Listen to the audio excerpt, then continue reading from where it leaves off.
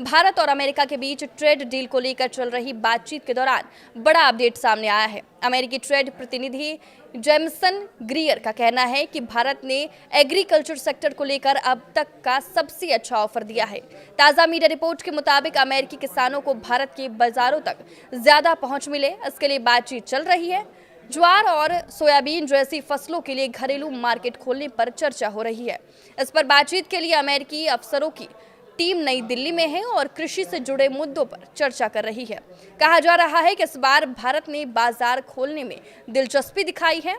Bharat America के कृषि उत्पादों के लिए बड़ा और नया बाजार बन सकता है, ऐसे समय में जब अमेरिकी किसानों पर चीन की मांग घटने का असर पड़ रहा है और बड़ी मात्रा में अनाज स्टॉक में पड़ा है।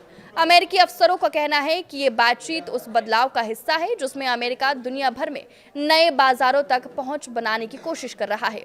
उनका कहना है कि दुनिया में मिल रहे ये नए बाजार भारत जैसे बड़े देशों से होने वाली बातचीत को मजबूत बनाते हैं। कृषि के अलावा दोनों देशों के बीच कुछ और मुद्दों पर भी बातचीत चल रही है। 1979 एयरक्राफ्ट एग्रीमेंट के तहत विमान के पुर्जों पर जीरो टैरिफ लगाने की बात काफी आगे बढ़ चुकी है। भारत ने अमेरिकी सामान पर कम टैक्स लगाया तो बदले में अमेरिका भी भारत को छूट देने को तैयार है। यही नहीं, भारत अमेरिका की मक्का और सोयाबीन से बनने वाले एथेनॉल का भी बड़ा खरीदार बन सकता है। यूरोपीय यूनियन समेत कई देशों ने अमेरिकी एथेनॉल और ऊर्जा उत्पादों के लिए अपने बाजार खोल दिए हैं और आने वाले साल में करीब 750 अरब डॉलर की खरीद का वादा किया है। ऐसे में भारत दौरे पर अमेरिका की हाई लेवल ट्रेड टीम से चल रही बातचीत पर सबकी निगाहें टिकी हुई है। अब इस दौरे का मकसद है दोनों देश नई द्विपक्षीय ट्रेड डील की फर्स्ट स्टेज को आखिरी रूप देने की कोशिश करें, यानी वो डील जो भारत अमेरिका के बीच लंबे समय से चर्चा में थी उसे पूरा करने की दिशा में कदम बढ़े।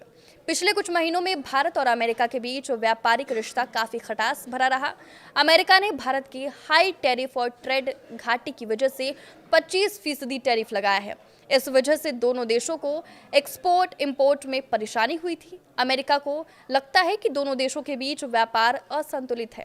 भारत अमेरिका को ज्यादा चीजें बेचता है और अमेरिका भारत को उतनी चीजें नहीं बेच पाता।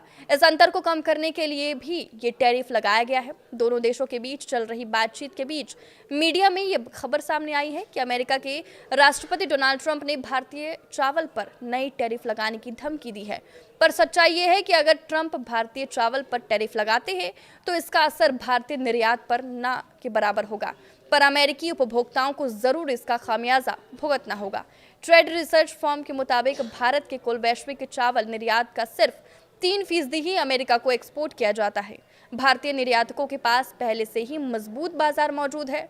भारतीय बासमती चावल का सबसे बड़ा खरीदार सऊदी अरब है, उसके बाद इराक, ईरान, अमेरिका और ब्रिटेन का नंबर आता है। वित्त वर्ष 2025 में भारत ने अमेरिका को $392 मिलियन मूल्य का चावल निर्यात किया था। अमेरिका जाने वाले चावल में 6% बासमती चावल और बाकी नॉन बासमती चावल होता है। अमेरिका में भारतीय चावल के सबसे ज्यादा खरीदार भारतीय मूल के अमेरिकी नागरिक या वीजा पर रह रहे लोग हैं। अमेरिका को भारत के अलावा पाकिस्तान भी बासमती चावल का निर्यात करता है, लेकिन पाकिस्तान से कम मात्रा में ही सप्लाई होती है।